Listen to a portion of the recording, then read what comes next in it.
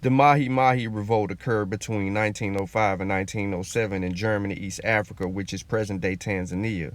It was an early rebellion to colonialism in this area.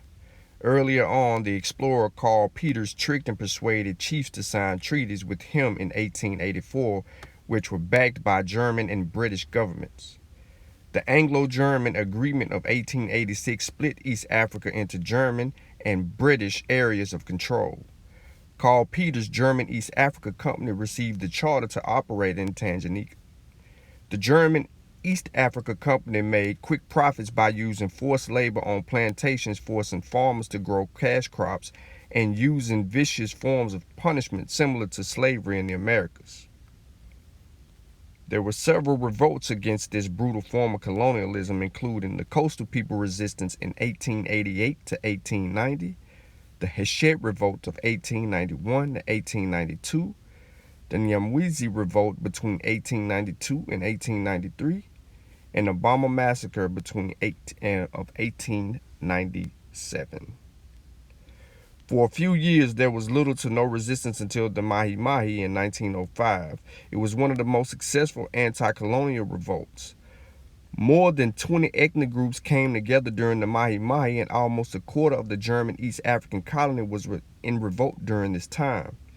The Ngoni used standard battlefield warfare, while the Matumbo used guerrilla warfare. The Matumbi has been forced to work on the cotton plantations for the German East Africa Company. Mahi was a drink of water mixed with millet given to the warriors by the Kinchikatel before they went to fight. Some chiefs like Chief Kawanga opposed the Mahi Mahi because they benefited from colonialism. The Germans used jumbis of local chiefs who had the conflicting role of implementing German policy and trying to protect their people. One tribe, acting alone, was not powerful enough to defeat the Germans. Unity would be required among the tribe.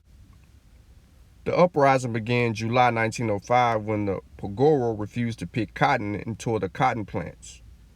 The Mahi attacked all the German symbols of power, including plantations, administration missions, military, and some Jumbes who were working with the colonialists. Some of the early successes include the coastal town of Samanga was captured and burned. In September 1905, the Ngoni joined the Mahi Mahi. The German Catholic Bishop Cassian Spiss and other priests were killed at Luwele. In Dar es Salaam, crops were burned, causing panic in the city. The Akitas were driven out of Kibata. After several attacks, the warriors switched to guerrilla warfare tactics such as ambushes and surprise attacks. Women, children, and resources were kept in caves to protect them. They would harvest and hide food in caves to starve the Askiras, military police. In retaliation, the Germans also used the scorched earth policy, which created mass starvation in Tanzania. It was ultimately the technological gap that caused the defeat of the locals. Many warriors in the Mahi Mahi used old-fashioned guns acquired during the slave trade, which could only fire one bullet every 3 minutes compared to German machine guns that fired several bullets a second. As a result, only 15, mostly German missionaries were killed, while several thousand of Africans were killed. The effects of Mahi Mahi were felt throughout Tanzania. Average fertility of women reduced by 25%. 15 Germans died, 73 Askaras of black mercenary troops, 316 auxiliaries black helpers died. It is estimated that over 50% of the Matumbe people died and 75% of the Pangwaba people died. Western educated men replaced the traditional leaders. About 100 Ngoni aristocrats were hanged. The German government began discouraging settlers and plantations that had fueled the revolt. Many began to switch from traditional beliefs to Christianity and Islam. In debate summarized by John Liff in 1967, the question comes up as to how the people of Tanzania were able to organize their uprising.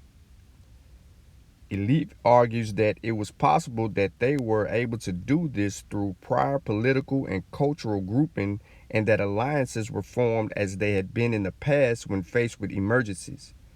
Other scholars have argued that the Tanzanians organized based on their sense of common grievance arising from the economic pressure of German rule. Finally, the aspect of religion was said to be a motivating force within the organization for the rebellion. From the discussion, they came to the conclusion that organization may have started from a religious front with the use of magic, medicine, and prophets. However, this was not enough to sustain the rebellion, which had moved more toward tribal organization. The unity that was forced established by the religious connection was severe, resulting in the movement losing some of its revolutionary character as they were no longer fighting as a collective unit. This weakened the Tanganyikans in the face of European resistance, as we've seen through the rebellion.